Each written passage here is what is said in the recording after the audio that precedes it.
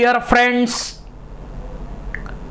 now last article of this chapter is disorders of muscular and skeletal systems.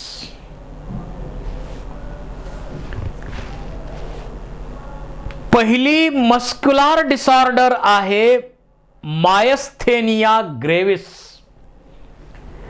He auto immunological disorder आहे, म्हणजे immune सिस्टीमचा problem आहे हा.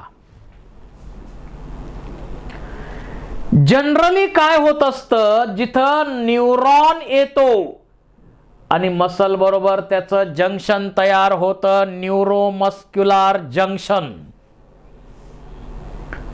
Neuromuscular junction मध्ये कॉन्ट्रॅक्शनच्या वेळी, मसल कॉन्ट्रॅक्शनच्या वेळी काय काय होतं आपण फिजिओलॉजी ऑलरेडी स्टडी केलेली आहे. तर त्या दरम्यान जे ऍसिटिल कोलिन सिक्रीट होत असतं ते ब्रिज तयार करण्याचं काम करतं. न्यूरो ट्रान्समीटर तयार केलं जातं.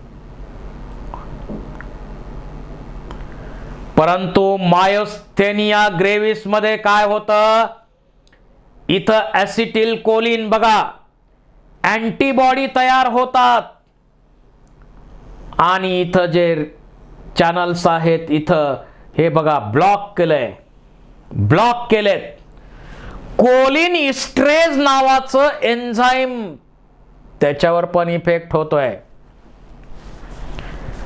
It affects the neuromuscular junction that leads to fatigue, weakening and paralysis of skeletal muscles.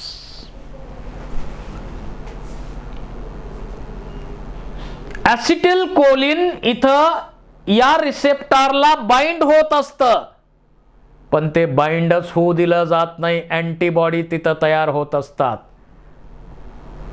आणि त्यामुळं फटीग येतो, मसल्स वीक होतात आणि पॅरालिसिस होतो. पहा काय काय आणखी इथं दुसरी डिसऑर्डर आहे muscular dystrophy. Degeneration of muscles due to genetic disorder called muscular dystrophy. Heritable आहे, इनक्युरेबल. ही डिसऑर्डर क्युअर करता येत नाही.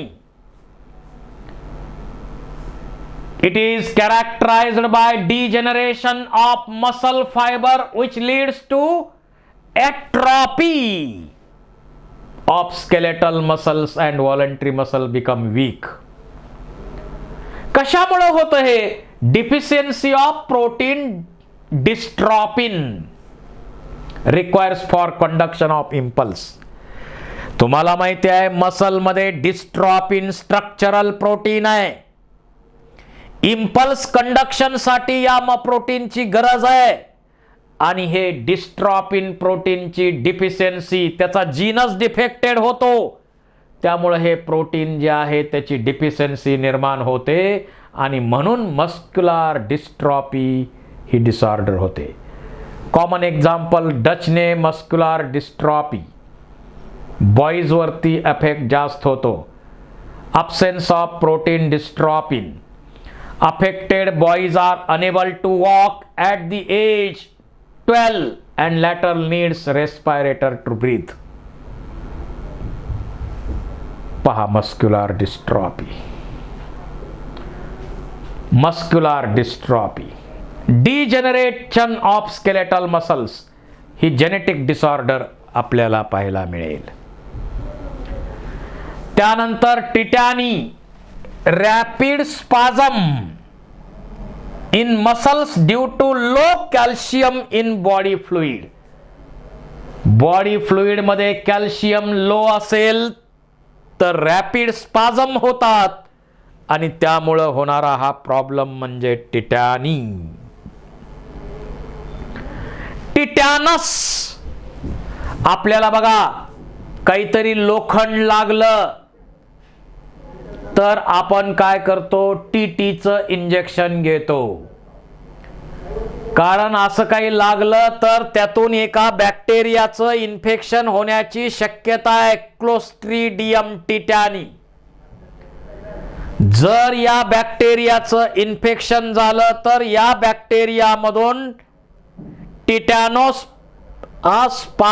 नावाचा केमिकल कंपाऊंड तयार होतो, सिक्रीट केला जातो आणि त्यामुळं सस्टेन्ड कॉन्ट्रॅक्शन होतं. अशा प्रकारे धनुर्वात, टिटॅनस कंडिशन आपल्यामध्ये निर्माण होते. तर या काही मसलच्या डिसऑर्डर नंतर जॉइंटच्या डिसऑर्डर बघूया. आर्थरायटिस, सांधेदुखी.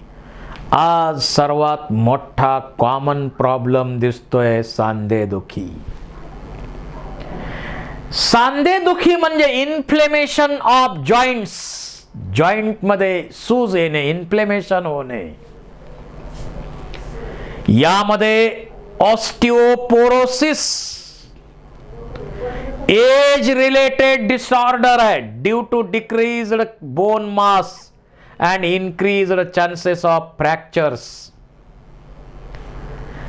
कारण जे सेक्स हॉर्मोन्स आपल्यामध्ये रिप्रोडक्टिव्ह एज मध्ये असतात त्यामुळं तिथं बोन एकदम मजबूत असतात, परंतु हे हॉर्मोन्स कमी झाल्यामुळं जसं फिमेलमध्ये इस्ट्रोजनची लेवल कमी झाली तर हाडं ठिसूळ होतात आणि त्यामुळं होतो जो प्रॉब्लेम त्याला म्हणतो आपण osteoporosis.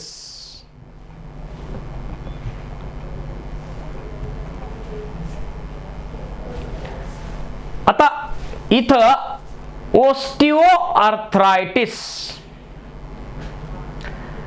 It is a progressive degenerative disorder of synovial joint, commonly known as wear and tear arthritis. कार्टिलेजचं डिजनरेशन झालं त्यामुळं दोन्ही बोनच्या एंडला कार्टिलेज आहे की नाही? आहेत.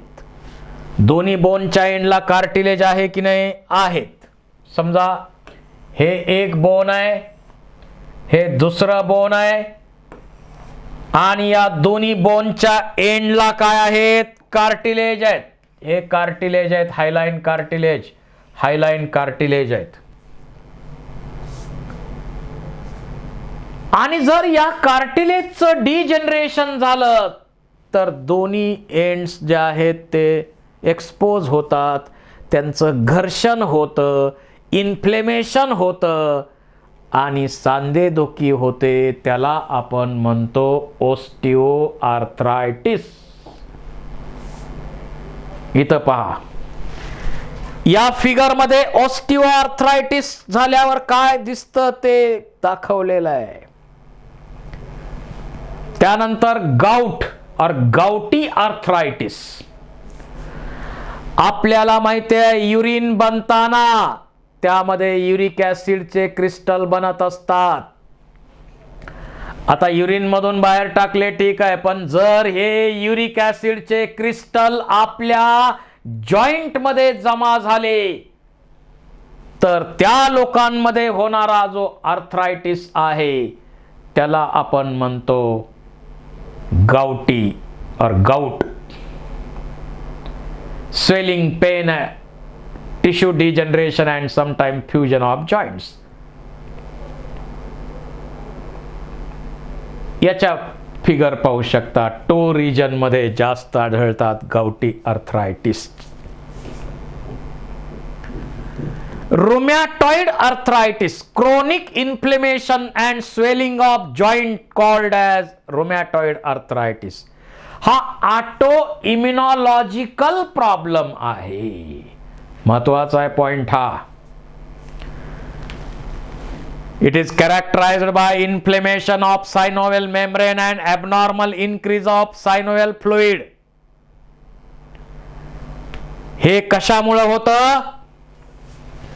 तर तिथं पण अँटीबॉडीज तयार होतात आणि त्या अँटीबॉडीजमुळं सायनोव्हेल मेम्ब्रेन मधून ॲबनॉर्मल ग्रॅन्युलर टिश्यू तयार होतो, पॅनस, which adheres to surface of articulate cartilage. Sometimes adheres the cartilage completely.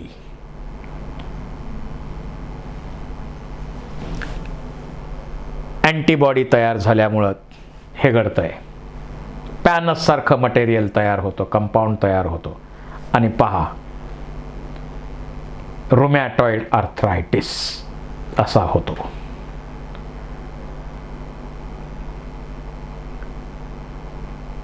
Osteoporosis आपण सांगितलेलं आहेच. Paget disease, increased and disorganised bone and formation throughout skeleton, Paget disease म्हणतो आपण त्याला. डिसऑर्गनाइज्ड बोन आणि बोन फॉर्मेशन वरती परिणाम होतोय. Pelvis, femur, tibia, lumbar, skull, scapula तिथं होतोय. बोन मध्ये डिफॉर्मिटी निर्माण होते. अल्कलाइन फॉस्फेटची लेवल वाढल्यामुळं हे घडतंय. असे हे प्रॉब्लेम्स आपल्या मुळमध्ये, या मसलमध्ये आणि जॉईंट्समध्ये दिसतात. This is about locomotion and moment. Thank you very much.